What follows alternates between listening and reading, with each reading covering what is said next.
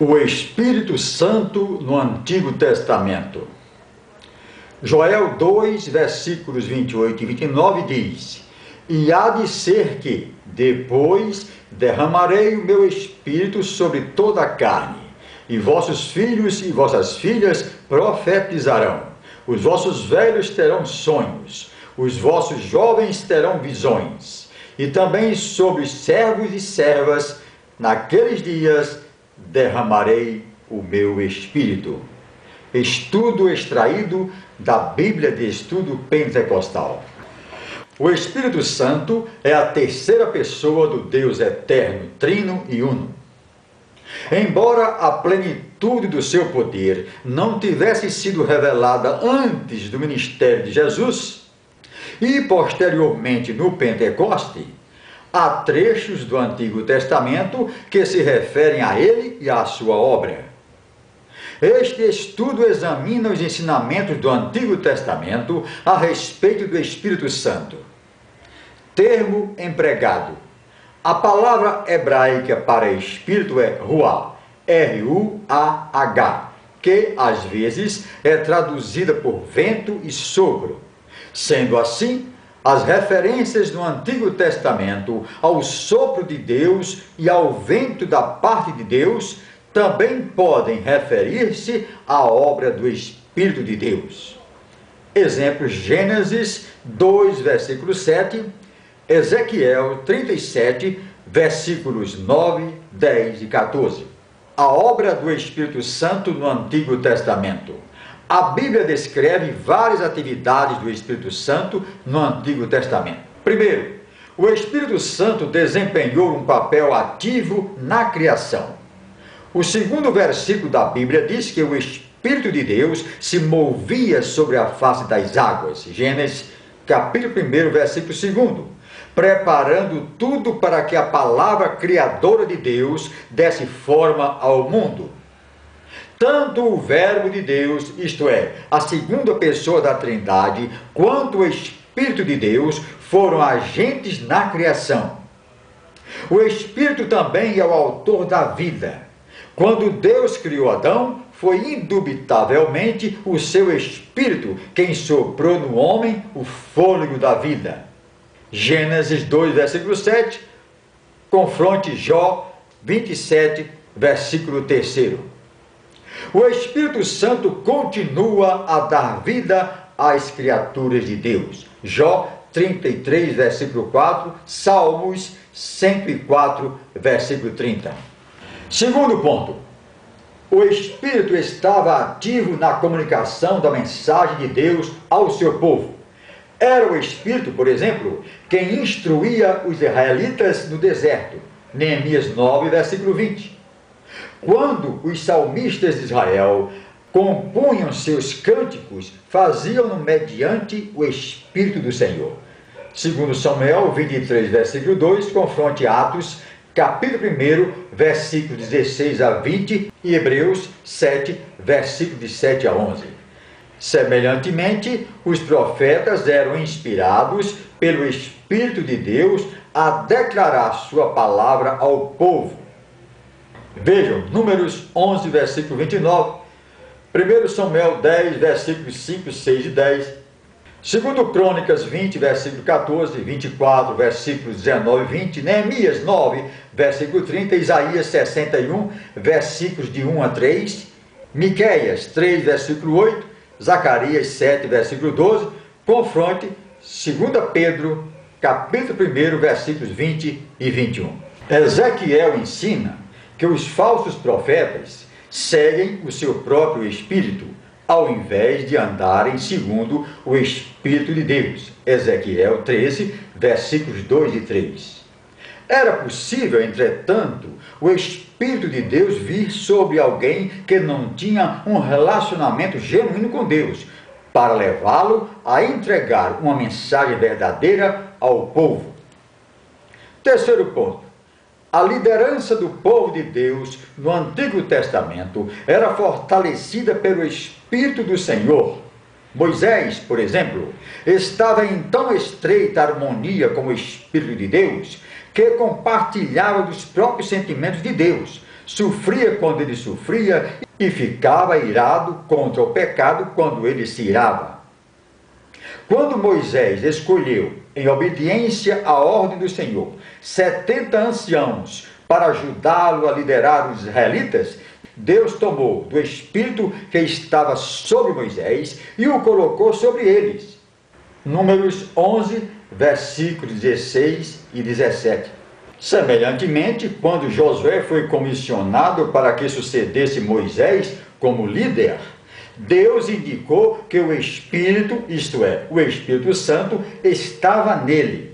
O mesmo Espírito veio sobre Gideão, Juízes 6, versículo 34, sobre Davi, 1 Samuel 16, versículo 13, sobre Zorobabel, Zacarias 4, versículo 6. Noutras palavras, no Antigo Testamento, a maior qualificação para a liderança era a presença do Espírito de Deus.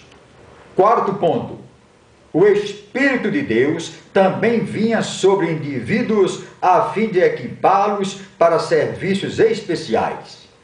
Um exemplo notável no Antigo Testamento era José, a quem fora outorgado o Espírito para capacitá-lo a agir de modo eficaz na casa de Faraó. Gênesis 41, versículos 38 a 40.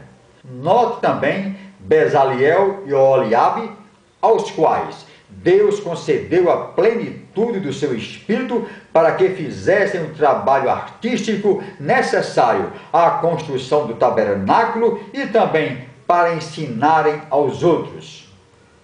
Vejam Êxodo 31, versículos de 1 a 11, 35, versículos de 30 a 35. A plenitude do Espírito Santo aqui não é exatamente a mesma coisa que o batismo no Espírito Santo no Novo Testamento. No Antigo Testamento, o Espírito Santo vinha sobre uns poucos indivíduos selecionados para servir a Deus de modo especial e os revestia de poder. O Espírito do Senhor veio sobre muitos dos juízes, quais como Otoniel, Gideão, Jefté e Sansão. Estes exemplos revelam o princípio divino que ainda perdura. Quando Deus opta por usar grandemente uma pessoa, o seu Espírito vem sobre ela. Quinto ponto. Havia ainda uma consciência no Antigo Testamento de que o Espírito desejava guiar as pessoas no terreno da retidão. Davi dá testemunho disto em alguns dos seus salmos. Salmos 51, versículos 10 a 13 e 143, versículo 10.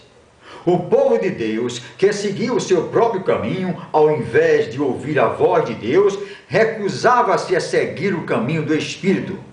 Os que deixam de viver pelo Espírito de Deus experimentam inevitavelmente alguma forma de castigo divino. Sexto ponto. Note que, nos tempos do Antigo Testamento, o Espírito Santo vinha apenas sobre umas poucas pessoas, enchendo-as a fim de lhes dar poder para o serviço ou a profecia. Não houve nenhum derramamento geral do Espírito Santo sobre Israel. O derramamento do Espírito Santo de forma mais ampla começou no grande dia de Pentecoste. A promessa do pleno poder do Espírito Santo. O Antigo Testamento antegozava a era vindoura do Espírito, isto é, a era do Novo Testamento.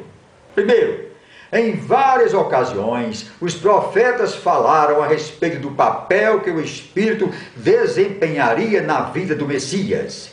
Isaías, em especial, caracterizou o rei vindouro, o servo do Senhor, como uma pessoa sobre quem o Espírito de Deus repousaria de modo especial. Vejam Isaías 11, versículos de 1 a 4, 42, versículo 1, 61, versículos de 1 a 3.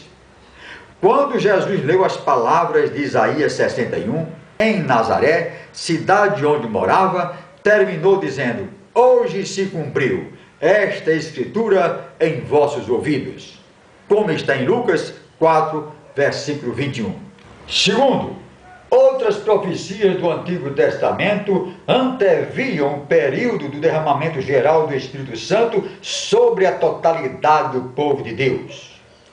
Entre esses textos, o de maior destaque é Joel 2, versículos 28 e 29, citado por Pedro no dia de Pentecoste, conforme Atos 2, versículos 17 e 18. Mas a mesma mensagem também se acha em Isaías 32, versículos de 15 a 17, 44, versículos 3 a 5, 59, versículos 20 e 21, Ezequiel 11, versículos 19 e 20, 36, versículos 26 e 27, 37, versículo 14 e 39, versículo 29. Deus prometeu que quando a vida e o poder do seu Espírito viessem sobre o seu povo, os seus seriam capacitados a profetizar, ter visões, ter sonhos proféticos, viver uma vida em santidade e retidão e a testemunhar com grande poder. Por conseguinte, os profetas do Antigo Testamento previram a era messiânica e, a respeito dela, profetizaram que o derramamento e a plenitude do Espírito Santo viriam sobre toda a humanidade. E foi o que aconteceu no domingo do Pentecoste, 10 dias depois de Jesus ter subido ao céu, com uma subsequente gigantesca colheita de almas, conforme Joel 2, 28 e 32, Atos 2, versículos 41, 4, versículo 4 e 13, versículos 44, 48 e 49. Este é o estudo sobre o Espírito Santo no Antigo Testamento.